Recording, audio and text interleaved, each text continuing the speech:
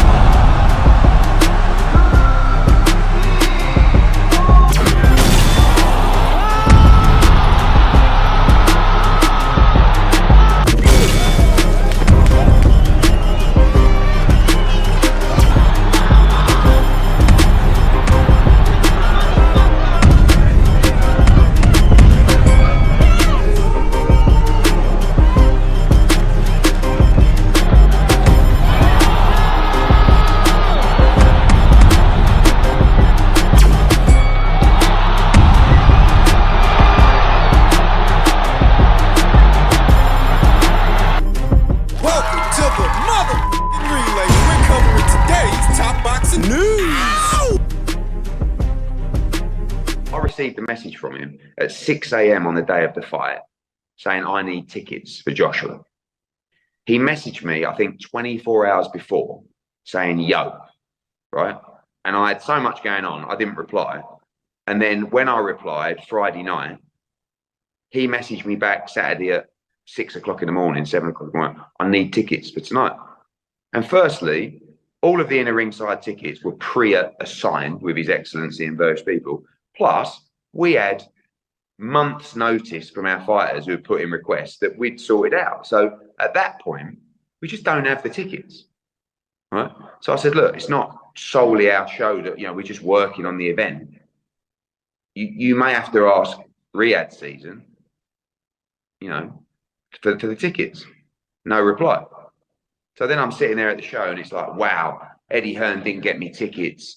This is he's so two-faced. It's like, so I just replied, I said, you're an arrogant fucking prick, to be honest with you. Like, maybe the fighters have to be arrogant to do what they do. It's a part of the job. You have to think that much of yourself, believe in yourself that much that to others, you may seem arrogant. Selfish. And maybe you are.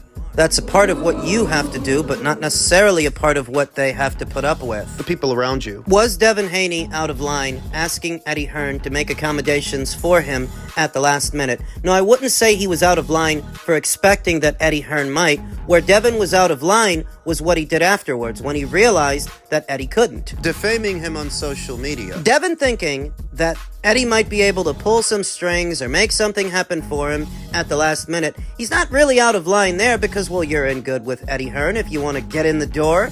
Most would have figured he's the man to talk to, so Devin talked to him. But when Devin realized Eddie's not going to be able to do that for him, he might have to go to someone else, he reacted like a child. The fighters often do. In more instances than just this one. Oh, you see it all the time. You've been seeing it for years. How members of the media have to step on eggshells with the questions that they ask. They have to feed the fighters softball questions, nothing that might ruffle their feathers because the fighters are impulsive and petulant, many times childish. Arrogant. The moment you can't have your way, you take to your social media to defame this guy who is in your corner. He does talk you up. He does defend you, and more importantly, he does a lot of business with you. This is a business relationship. If you were half the businessman you pretend to be, you would have realized that and measured your response. Okay, Eddie, I'll see if I can get in some other way. No problem. I said, you're an arrogant,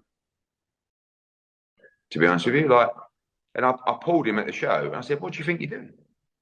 And he said, well, hey. I said, no, not hey. I said, what are you doing? I said, one, you couldn't be more arrogant.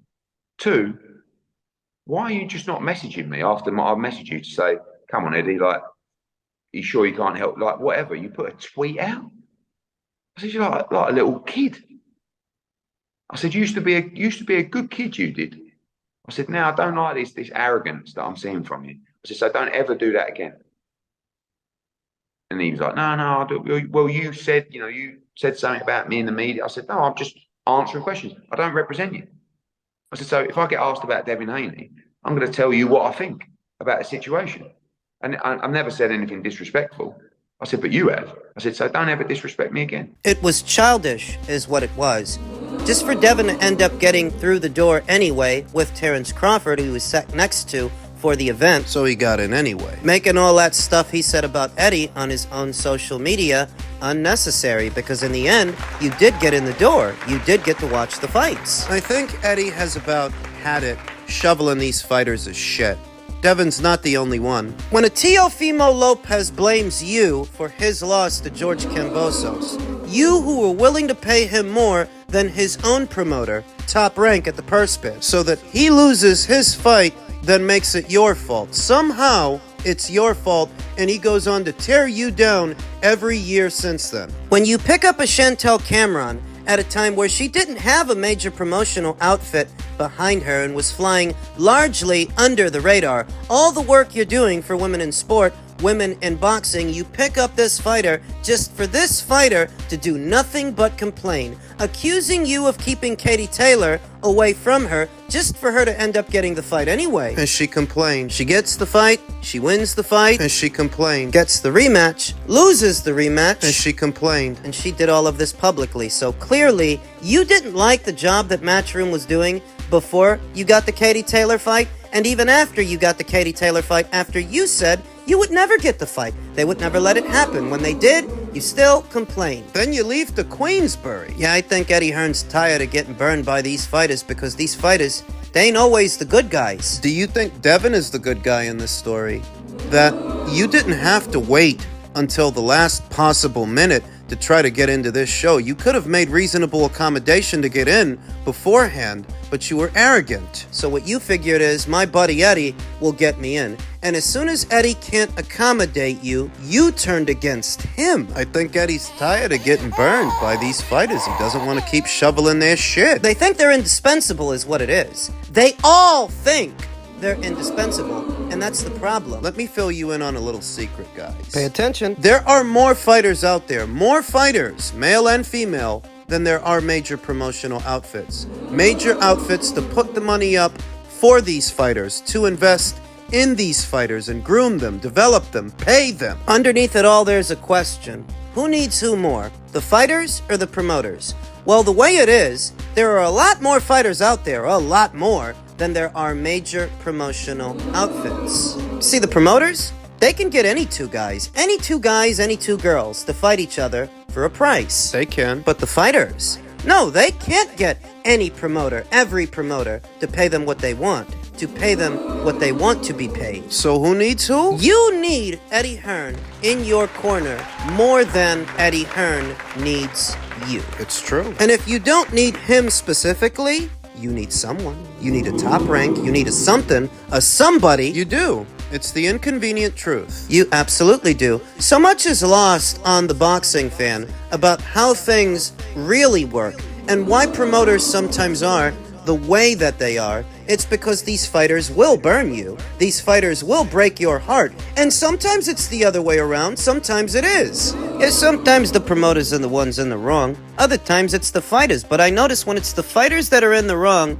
enough people don't make enough of it. That a lot of the times it's the fighters that are at fault with their arrogance and their egos. You think you're God's gift to boxing and you're not. You've got it in your head that the sport needs you more than promoters to invest in it and orchestrate these shows because you're so special. You're so unique. There's nothing like you. The sport has never seen something like you before. No one like you before. You're like some kind of psychedelic fucking unicorn. Special. The problem is, you and a bunch of other fighters think the same thing. How many times is that true, though? Devin needs a Matchroom. Devin needs an Eddie Hearn more than Eddie Hearn needs a Devin Haney. Things with you aren't panning out, some other fighter will come along, but there are only so many major promotional outfits. There ain't that many, buddy. Another fighter will always come along, but another major promotional outfit with a major broadcast deal, yeah, those are harder to find. There are not that many. Burn that bridge over free tickets, why don't you? That was childish from Devin Haney, the would-be promoter, the would-be businessman. How so many American fighters fancy themselves business guys. Yeah, right. Even the skill has changed. Even the skill level has changed in boxing. It's not as great as it was back in the day. The fighters were way more skillful back in the days, you know? And so when I look at it, I go, damn, like, you know, you got these fighters now. You look at the 140-pound weight division, you're wondering why guys can't hold on to belts. I remember when there were dominant forces in each weight class, we knew who the man was. At 140 pounds, we don't know who the man is. These belts are leaving every so many months now. Because these guys they're not skillful enough to maintain and hold down these straps. Is it that the fighters of today are less skilled than the fighters of yesterday? There is a legitimate argument there because the fighters of yesterday were a lot more active and they were under the hot lights a lot more than today's fighters. Thus, they had a lot more opportunities to get their fundamentals down, get the basics down, as opposed to today's fighters that are in a rush to the top, fighting so infrequently at very young ages. We're talking about an era of boxing where a fighter might fight anywhere in between 1 to 2 times a year, just 1 or 2, and that's the average schedule for a fighter that's with a major promotional outfit and has some money behind them. You're looking at a fighter who's likely fighting 1 to 2 times a year and not much more than that. More than that, it's a rarity. And so the more you do something, the better you become at it. Thus, the less you do it, the more time you have to regress, the more time you have in between fights to pick up bad habits that might take away from your performance, the more time you have to balloon in weight in between fights and end up in a fat camp instead of a fight camp. So I tend to agree with Tim Bradley's assertion that yesterday's fighters were more skillful than today's fighters are, better in essence than today's fighters are,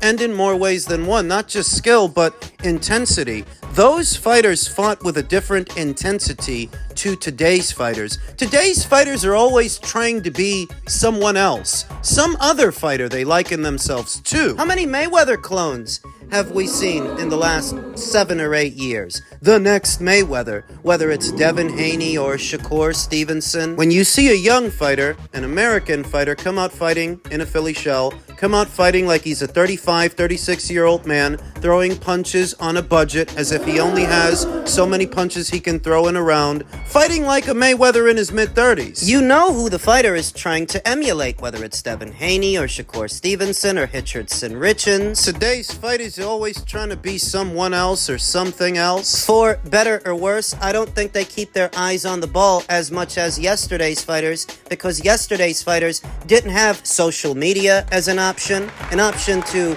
generate revenue. Yesterday's fighters... There were not as many aspiring real estate moguls or rappers, entrepreneurs. No, yesterday's fighters didn't have the luxury of choice or the luxury to be distracted. Yesterday's fighters came up in a harsher environment, and for them, boxing was the only way out, so they couldn't afford to be distracted. They had to focus on their craft. So they fought with a different intensity to today's fighter, different level of focus. If you unleashed yesterday's Roberto Duran in today's lightweight division, he would mop the floor with everyone in it, Vasyl Lomachenko and Gervonta Davis included. Harsher conditions, a harsher environment. Roberto Duran was a 15-round fighter, 15 rounders, as opposed to today's 12 rounders. And today's fighters don't even have a full 12 rounds in them sometimes. A full 12 rounds of fighting before they tire, before they gas out. So I see what Tim is getting at. I talk about it myself here all the time. If you took yesterday's Oscar De La Hoya and yesterday's Felix Trinidad, they would jointly mop the floor with the entire welterweight division here today. All the belt holders, all the champions, Boots Ennis, Amon Stanionis, Mario Barrios, Brian Norman. It wouldn't even be fair. If you had a time machine? Lucky for today's fighters that we don't, because today's fighters, many of them, pale in comparison to yesterday's fighters and yesterday's champions, that if you're old enough to remember what boxing was like back then, you would come to the same conclusion as Timothy Bradley, that yesterday's fighters were more skilled and in many ways better than many of today's fighters. Now, there are always a few generational talents, a few standouts, but those standouts don't speak to the majority. They are the exception. And thus, they are exceptional. But the rest of these guys? Ryan Garcia wouldn't make it. He wouldn't make it in yesterday's lightweight division, super lightweight, or welterweight division. They'd eat him alive. But today's era is so weak, a guy like him passes for a star. And that applies to a lot of fighters, not just him. I don't expect the postmodern boxer or the postmodern boxing fan to like the sound of that this generation is weaker than the previous one. But that is the way it is. You had to be there to know it. All right, I'm going to bring up the elephant in the room. Let's talk about PEDs.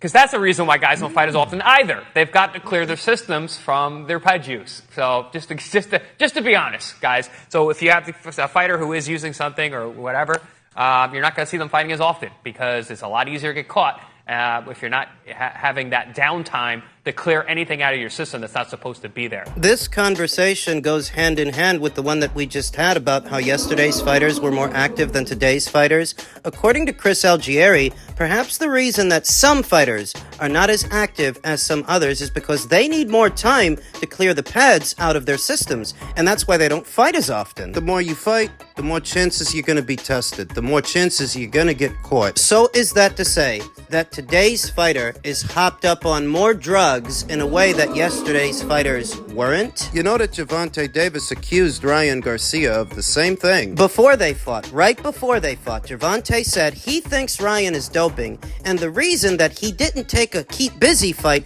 in the build-up is because he didn't want to be tested. Even if he's defending him now, that's what he said before. That's what he said before they fought. Time seems to have proven him right. Because eventually he got caught. Which lends credence to Chris Algieri's notion that the reason some fighters don't fight more often is because they need extra time to clear the drugs out of their systems. And this isn't coming from some disgruntled fanboy defending his favorite fighter for whatever reason. No, this is coming from a fighter, a former world champion. So the assertion has a different complexion than if it were either I or you making it. It's coming from someone who's been on the other side of the industry. Behind the curtain. So when Chris Algieri, of all people, makes the assertion, you have to wonder what percentage of fighters are doping and what percentage of fighters aren't. And was this always the case? Did ramping up testing expose something that was already going on? And that's why fighters don't fight as often. Because what is different from this era and the previous one